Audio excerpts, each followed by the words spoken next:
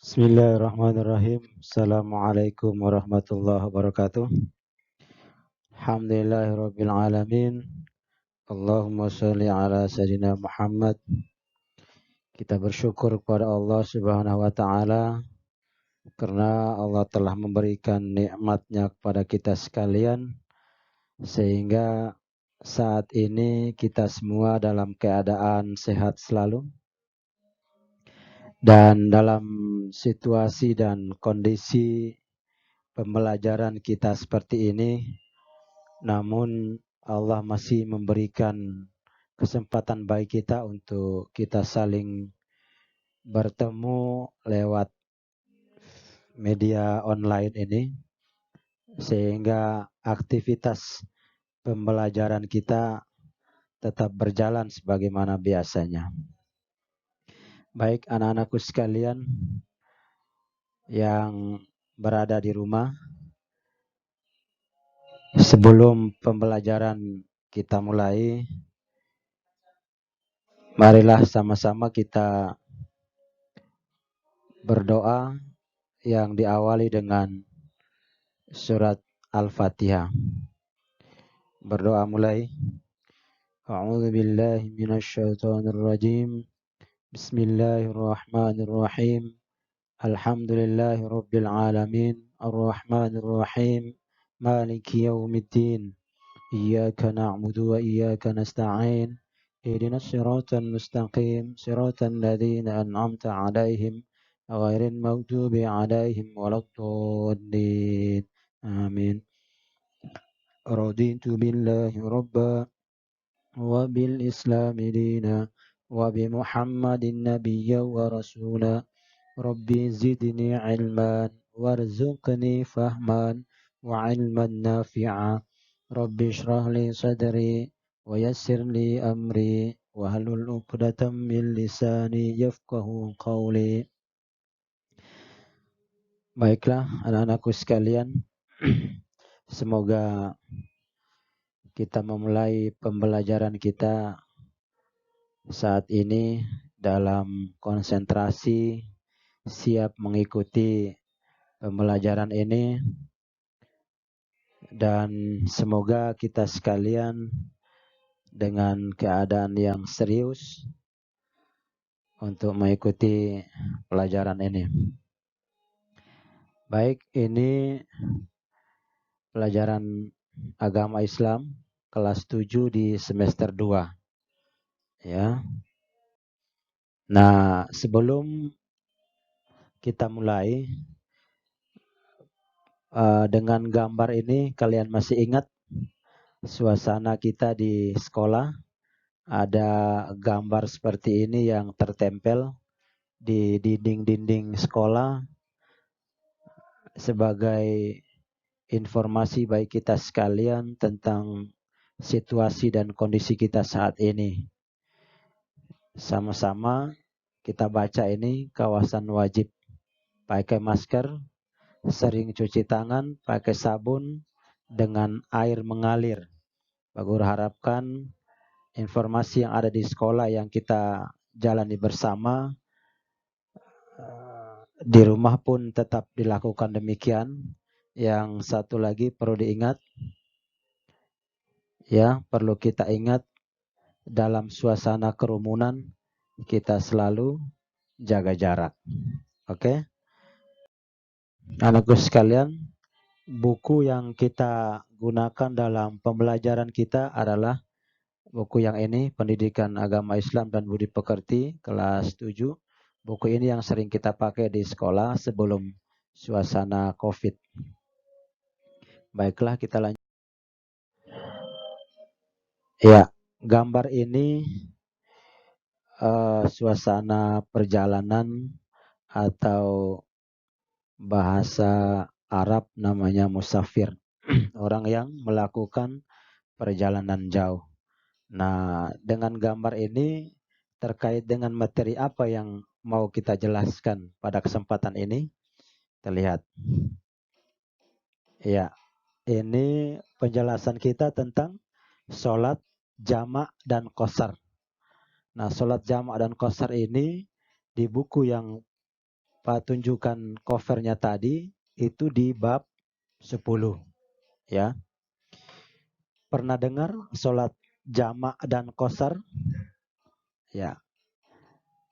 Kalau kalian pernah dengar dan pernah mendengar penjelasannya akan lebih bagus lagi sehingga penjelasan kita ini untuk menguatkan apa yang sudah didapatkan di sekolah dasar. Ya. Mungkin kesempatan ini kita tidak menjelaskan duanya, sholat jamak dan qasar, namun Pak Guru akan menjelaskan yang pertama tentang sholat jamak. Kemudian pertemuan berikut baru kita jelaskan tentang sholat qasar. Ya. Ya, ini gambar mobil sedang melakukan perjalanan. Seandainya kita berada di dalam mobil ini, kemudian dapat waktu sholat, maka kita akan melakukan namanya sholat jamak. Ya. Ya. Pertama, tentang kompetensi dasar ya, dari sholat jamak dan qasar. Yang pertama adalah 1.9 siswa dituntut untuk bisa memahami ketentuan sholat jamak dan qasar. Ya. Yang kedua, mampu mempraktekkan sholat jamak dan qasar. Yang ketiga, mampu menunaikan sholat jamak dan qasar ketika bepergian jauh atau disebut musafir. Yang keempat, mampu menunjukkan perilaku disiplin sebagai implementasi pelaksanaan sholat jamak dan qasar. Ya, ada 4 ini menjadi kompetensi dasar bagi kita sekalian, khususnya kepada anak-anakku mampu melaksanakan keempat poin ini. Kita lanjut. Ya, inilah gambar orang-orang musafir ketika mendapat waktu sholat di perjalanan, walaupun sendirian tetap melakukan sholat jamak. Ya, ya, pembelajaran ini, adapun tujuan pembelajarannya, anakku sekalian, yang pertama adalah menjelaskan pengertian sholat jamak dan qasar. Jadi kalian dituntut untuk mampu menjelaskan pengertian sholat jamak dan qasar. Yang kedua, mampu menerangkan syarat-syarat sholat jamak dan qasar. Yang ketiga, menjelaskan macam-macam sholat yang bisa dijamak dan atau diqasar. Yang keempat, melaksanakan sholat jamak dan qasar sebagai implementasi dari pemahaman ketaatan beribadah. Ada 4 ini menjadi tujuan pembelajaran kita, fokus kita pada sholat jamak. Sekali lagi penjelasan kita pada sholat jamak.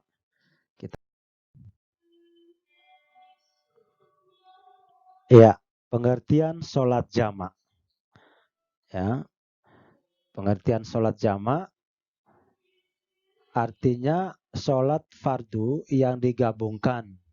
Maksudnya sholat jamak menggabungkan 2 sholat fardu pada waktu sholat yang pertama atau disebut jamak takdim, maupun pada waktu sholat yang kedua atau disebut jamak taakhir. Yang berikut hukum sholat jamak. Ya, jadi sholat jamak itu hukumnya adalah melaksanakan sholat jamak adalah boleh bagi orang yang berada pada kondisi darurat atau perjalanan jauh, sekali lagi yang kita sebut dengan musafir. Jadi hukum melaksanakan sholat jamak itu adalah boleh bagi kita yang dalam kondisi darurat ataupun dalam melaksanakan perjalanan jauh atau disebut dengan musafir.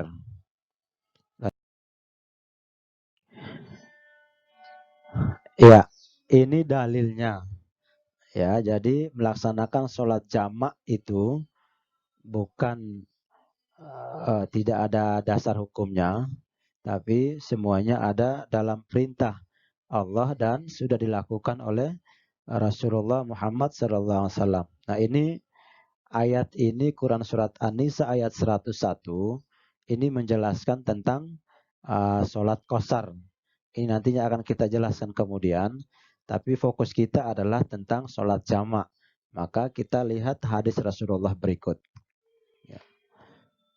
Ya, hadis Rasulullah dari Anas radhiyallahu anhu, ia berkata, apabila Nabi Muhammad sallallahu alaihi wasallam hendak menjamak antara dua solat ketika dalam perjalanan, beliau mengakhiri solat zuhur hingga awal waktu asar. Kemudian beliau menjamak antara keduanya. Artinya, ketika Rasulullah dalam keadaan musafir atau melakukan perjalanan jauh, itu Rasulullah menggabungkan antara sholat duhur dengan sholat asar di awal waktu asar. Artinya masuk di waktu sholat asar. Jadi duhurnya itu ditunda, diakhirkan, kemudian masuk pada waktu asar. Sehingga Rasulullah menggabungkan antara sholat duhur dengan sholat asar di waktu asar. Kita kalian ya perhatikan ini gambar berikut berada di lapangan, ya ini dalam keadaan musafir. Ya, lihat. Nah, berikut sholat jamak itu dibagi dua.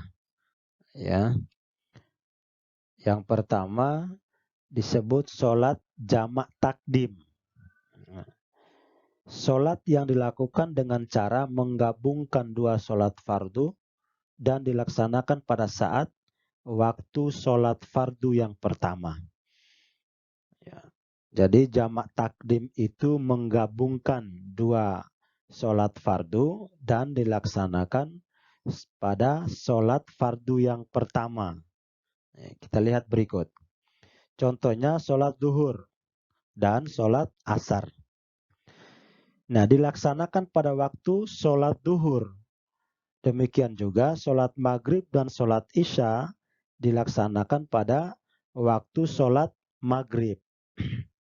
Jadi jamak takdim itu apabila kita mau menggabungkan antara sholat duhur dengan asar, maka pelaksanaan kedua sholat ini berada di waktu duhur. Jadi ketika kita melaksanakan sholat duhur, setelah itu langsung kita melaksanakan sholat asar di waktu duhur. Maghrib dengan isya pun demikian, kita menggabungkan antara sholat maghrib dengan sholat isya dikerjakan pada waktu maghrib. Itu yang dinamakan jamak takdim. Ya. Bagaimana cara pelaksanaannya? Ya, cara pelaksanaannya di antara sholat fardu pertama tidak boleh diselingi dengan aktivitas yang lain. Yaitu setelah sholat duhur langsung berdiri qomat untuk sholat asar. Begitupun setelah sholat maghrib langsung berdiri qomat untuk sholat isya. Anakku sekalian pasti tahu qomat kan? Qomat itu biasa setelah sholat, biasa setelah azan.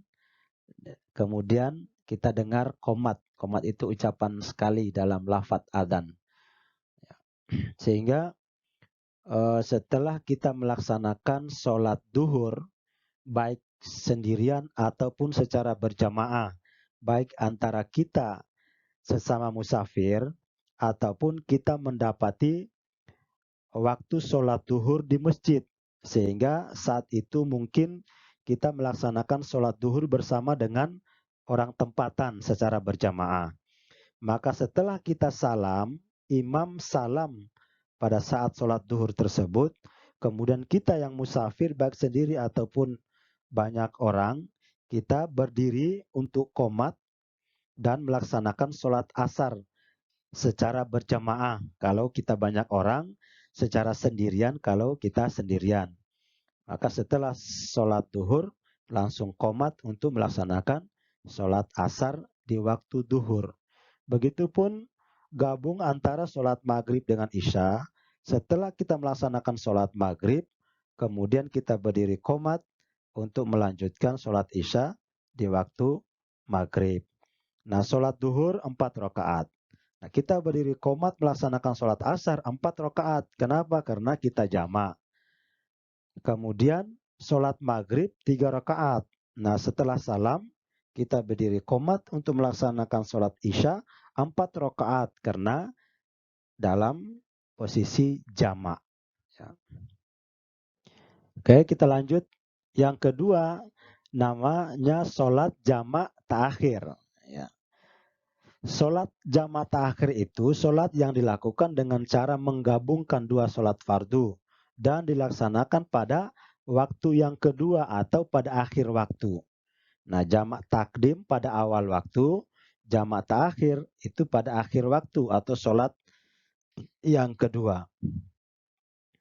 Contohnya, sholat duhur dan asar dilaksanakan pada waktu sholat asar. Begitupun sholat maghrib dan isya dilaksanakan pada waktu sholat isya.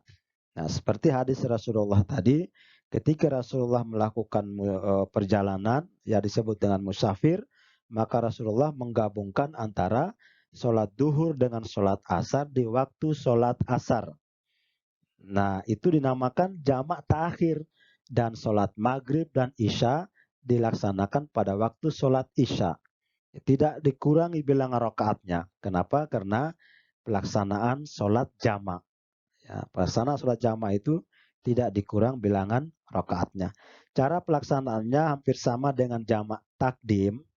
Setelah selesai melaksanakan satu waktu sholat fardu, kita langsung berdiri qomat untuk melaksanakan sholat fardu berikutnya. Jadi setelah kita sholat asar ataupun sholat duhur di waktu asar, maka kita langsung berdiri untuk qomat dan melaksanakan sholat asar di waktu asar. Begitupun maghrib dengan isya, gabung keduanya dan kita laksanakan di waktu isya. Begitu anakku sekalian, semoga dimengerti dan dipahami dan mampu untuk kita amalkan ketika kita posisi musafir atau melakukan perjalanan jauh. Nah, kita lanjut. Nah, inilah gambar orang melaksanakan sholat di gurun, ya, di bukit di gunung ini. Ini orang musafir.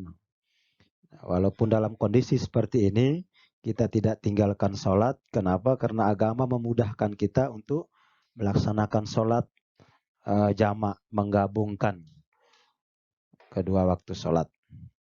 Ya. Nah, adapun syarat melaksanakan sholat jamak, ya, bukan dilakukan begitu saja, tapi ada syaratnya adalah sebagai berikut.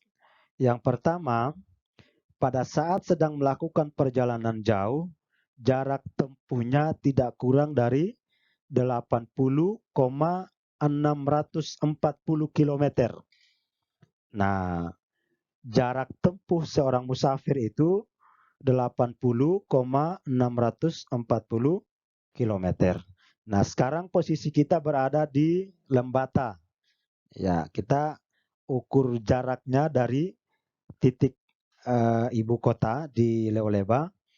Kemudian jaraknya ke Wulandoni. Kalau ke Wulandoni, jarak tempuh masih sekitar 40 kilo.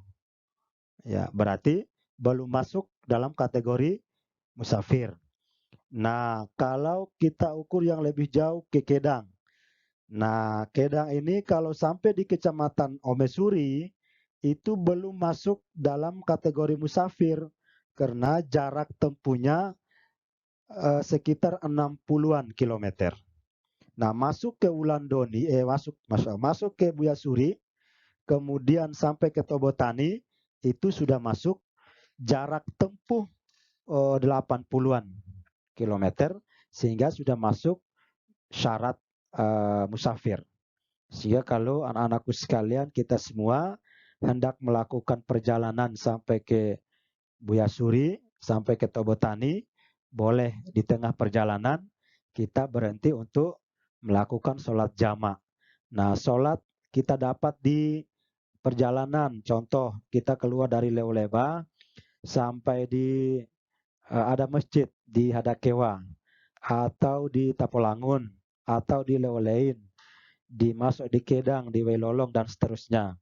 Apabila kita mendapati waktu sholat di setiap masjid itu atau di mana tempat kita berada, di rumah kah atau di jalan, kita boleh berhenti melaksanakan sholat jamak. Kenapa? Karena tujuan kita itu ke Buya Suri, ke Tobotani sudah termasuk di dalam kategori atau syarat musafir. Yang berikut kedua, perjalanan yang dilakukan bertujuan baik, bukan untuk kejahatan dan maksiat. Ya, jadi terhitung kategori musafir atau kita dibolehkan untuk melaksanakan sholat jamak kategori musafir itu apabila perjalanan kita itu tujuannya baik, bukan untuk kejahatan, bukan untuk maksiat. Mungkin tujuan kita kunjung keluarga, tujuan kita berdakwah, atau tujuan kita menimba ilmu, menuntut ilmu, atau hal-hal yang lain yang baik. Nah, maka tujuan kita yang baik itu boleh kita melaksanakan sholat jamak dan terkategori musafir. Yang berikut sakit atau dalam kesulitan. Nah, ini tidak termasuk di dalam musafir lagi atau perjalanan jauh, tapi dia terkategori khusus seperti hadis Rasulullah tadi yang kita baca. Nah, ini dalam keadaan sakit atau dalam kesulitan. Bagaimana dalam keadaan sakit? Nah, apabila kita tidak sanggup atau punya kemampuan tidak bisa melaksanakan sholat asar sebentar, atau di saat suasana asar itu membuat kita kondisi tidak bisa melakukannya, maka dalam kondisi sakit itu boleh kita jamak di waktu duhur. Ataupun sebaliknya, di saat waktu duhur, kondisi badan kita terlalu sakit, terlalu lemah, yang membuat kita tidak bisa melaksanakan sholat duhur, maka di saat waktu sholat asar, kita boleh menggabungkannya dengan sholat jamak ta'khir. Ya. Begitupun maghrib dan isya, ketika waktu maghrib, kita tidak bisa melaksanakan sholat maghrib karena alasan sakit, kondisi badan tidak bisa berdiri atau tidak bisa kena air wudhu dan lain sebagainya, maka di saat masuk waktu isya, kita boleh menggabungkannya dengan jamak ta'khir. Atau dalam kesulitan, ya dalam kesulitan berbagai macam urusan yang tidak bisa kita tinggalkan dengan alasan tertentu dalam kondisi yang sulit, maka boleh kita melaksanakan sholat jamak atau menggabungkan dua waktu sholat di waktu sholat yang pertama atau waktu sholat yang kedua. Syarat yang keempat, sholat yang dijamak sholat ada atau tunai, bukan sholat qada. Jadi sholat itu harus dijamak itu sholat tunai, artinya di saat waktu asar dan saat waktu duhur langsung kita melaksanakannya, bukan dikoda atau bukan ditunda lagi untuk mendapati sholat duhur atau asar di waktu yang lain atau hari-hari yang lain. Yang kelima, syarat yang kelima, berniat menjamak ketika takbiratul ihram. Nah, ketika kita takbir pertama, ya takbiratul ula, takbiratul ihram, itu berbarengan dengan niat untuk melaksanakan sholat jamak, baik takdim maupun jamak ta'akhir, antara duhur dengan asar atau asar dengan duhur ta'akhir, antara maghrib dengan isya jamak takdim atau isya dengan maghrib jamak ta'akhir. Ya. Oke. Ya, ini suasana sholat di atas pesawat. Ini kategori musafir ya. Walaupun kita di atas kendaraan, di mobil, di kereta, di pesawat, ketika waktu sholat boleh kita melaksanakan sholat seperti ini. Nah, ini sudah otomatis kita jamak, gabung antara dua waktu sholat. Nah, berikut niat ya, niat sholat jamak takdim. Sudah kita jelaskan jamak takdim tadi, yaitu menggabungkan dua waktu sholat dan dilaksanakan pada waktu sholat yang pertama. Nah, niatnya bagaimana? Anakku sekalian, perhatikan. Ya, bahasa Arabnya ini usolli fardhan zuhri arba'a rok'atin majmu'an ma'al asri adaan lillahi ta'ala. Jadi usolli fardhan zuhri arba'a rok'atin majmu'an ma'al asri adaan lillahi ta'ala. Sekali lagi, usolli fardhan zuhri arba'a rok'atin majmu'an ma'al asri adaan lillahi ta'ala. Artinya saya berniat sholat duhur 4 rakaat dijamak dengan sholat asar 4 rakaat karena Allah Ta'ala. Yang berikut masih niat jamak takdim gabungan antara maghrib dengan isya. Lafadz niatnya usolli fardal maghrib thalatha rakaatin majmu'an ma'al isya jam'an takdim adaan lillahi ta'ala. Usolli fardal maghribi thalatha rakaatin majmu'an ma'al isya'i jam'an takdim adaan lillahi ta'ala. Artinya saya berniat sholat maghrib 3 rakaat dijamak dengan isya jamak takdim 4 rakaat karena Allah Ta'ala. Itu niat sholat jamak takdim. Ini bisa disimpan, kemudian dihafalkan ketika kita hendak melaksanakan sholat jamak takdim. Insya Allah niatnya sudah kita hafal, tinggal pelaksanaannya. Berikut niat sholat jamak takhir. Ya. Usolli fardhan zuhri arba'a rakaatin majmu'an ma'al asri adaan lillahi ta'ala. Saya berniat sholat duhur 4 rakaat dijamak dengan asar jamak takhir karena Allah Ta'ala. Berikut usolli fardal maghribi thalatha rakaatin majmu'an bil isya'i jam'an ta'khir lillahi ta'ala. Usolli fardal maghribi thalatha rakaatin majmu'an bil isya jam'an ta'khiri lillahi ta'ala. Artinya saya berniat sholat maghrib 3 rakaat dijamak dengan isya jamak ta'khir karena Allah Ta'ala. Jadi niat jamak ta'khir ini ketika kita masuk waktu asar, boleh kita laksanakan sholat duhur duluan, baru kemudian sholat asar. Atau kita laksanakan sholat asar duluan, kemudian baru dijamak dengan duhur. Boleh. Begitupun maghrib dengan isya. Ketika jamak ta'khir di waktu isya, boleh kita kerjakan sholat isya duluan, kemudian baru dijamak dengan maghrib. Atau maghrib duluan, baru dijamak dengan isya. Yang penting jamak ta'khir itu harus di waktu isya. Oke, bisa dipahami? Ya, berikut ini. Oke, hadis ini, hadis Rasulullah seperti yang kita tampilkan awal tadi dan kita sudah jelaskan. Dan ini adalah tugas untuk kalian. Ya, tugas. Yang pertama, tugas kalian ini bisa dicatat dan dikerjakan di buku lembar, buku yang tersedia. Kemudian baru kita kumpulkan. Yang pertama, jelaskan mengapa kita melaksanakan sholat jamak. Ya, ini bisa jelaskan mengapa kita melaksanakan sholat jamak. Yang kedua, sholat apa saja yang boleh dijamak. Yang ketiga, sholat apa saja yang tidak boleh dijamak. Dan yang keempat, jelaskan hadis berikut ini. Ya, ini hadis dijelaskan dari Anas radhiyallahu anhu, ia berkata, apabila Nabi Muhammad sallallahu alaihi wasallam hendak menjamak antara dua sholat ketika dalam perjalanan, beliau mengakhiri sholat zuhur hingga awal waktu sholat asar.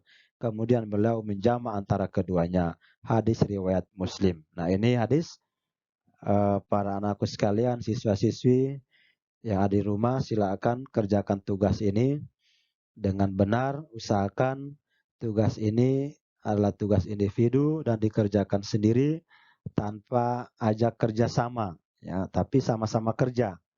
Jangan kerjasama, supaya ilmu yang didapat ini menjadi amalan.